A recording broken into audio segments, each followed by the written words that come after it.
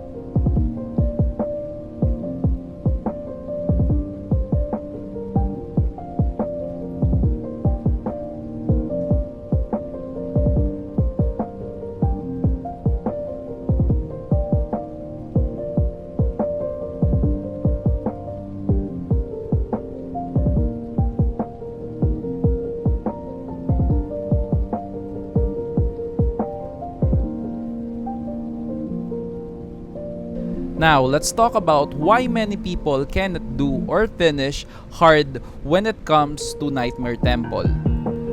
As per my observation, I can still see many players struggling to finish it because number one reason is they are not upgrading the right stats.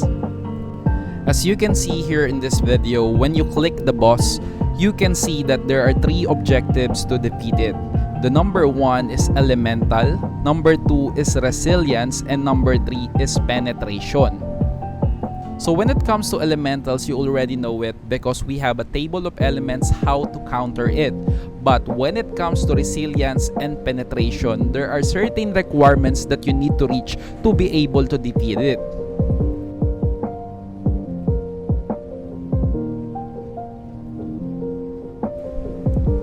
First is Grom, you need at least 40 Resilience and Penetration.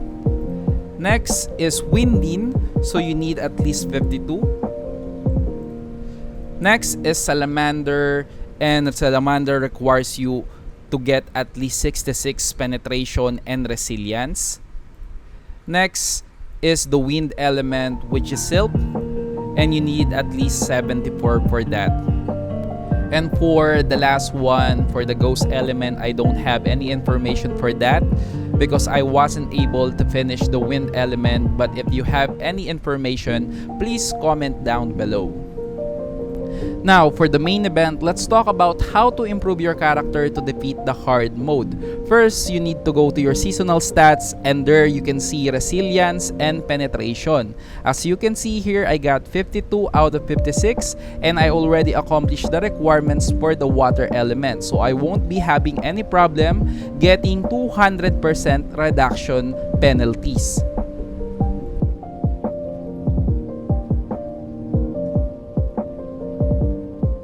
And for all those players who made a mistake allocating their stats to permanent stats, no worries, you can still reset it.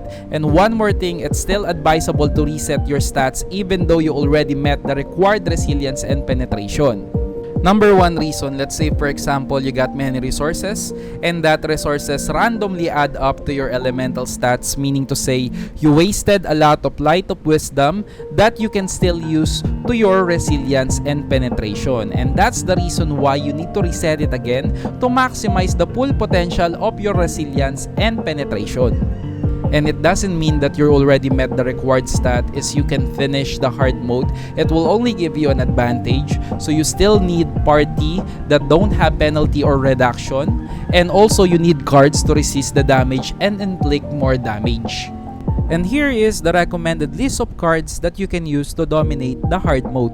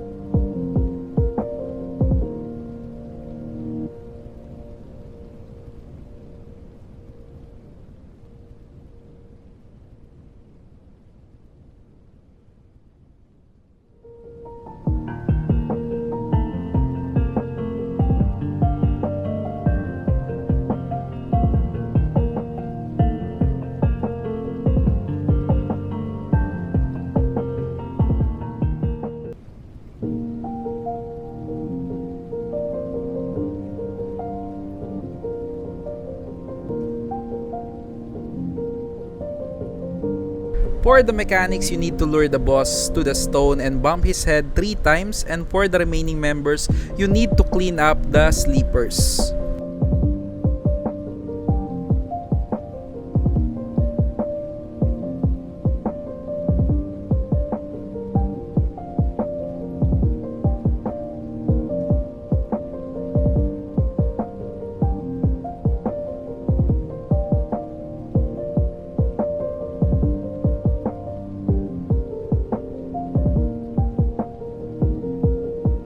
For the water element boss, you just need to stay at the back of the boss so you won't be hit by the waves, and don't be hit by the water AoE to prevent losing your credibility to inflict critical. And another tip is clean up the mobs at the respawn area, because once they hit the boss will automatically cast an AoE that will wipe your team.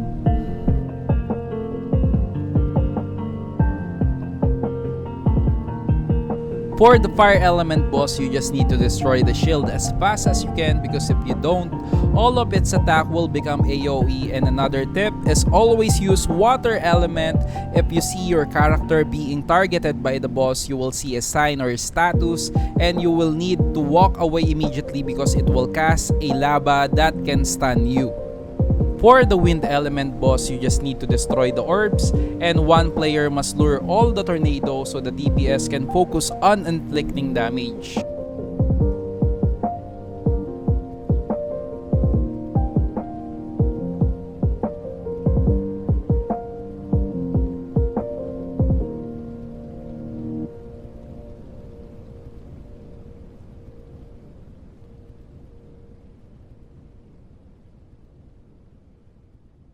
For the last boss, if the boss casts a trap, you just need to check it on what element is that and try to get that element so you can remove the AoE that the boss will be casting.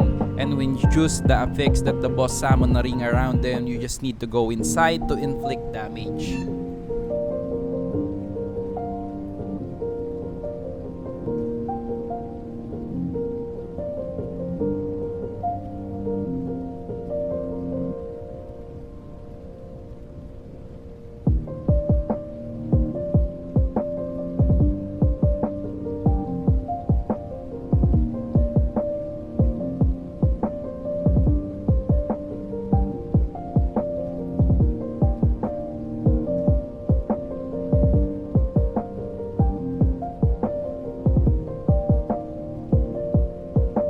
And again guys, thank you for watching my video. If this video was helpful for you, don't forget to click the subscribe button to get more updates on my Ragnarok Origin videos. And you can also follow me on Facebook and Twitter. And see you on my next video. And shoutout nga pala kay Boss Maki Katapang, kay Kerobi aka Boss Philip, and kay Boss Frederick Sopan sa pagpapa Red Horse. Thank you, Bossy.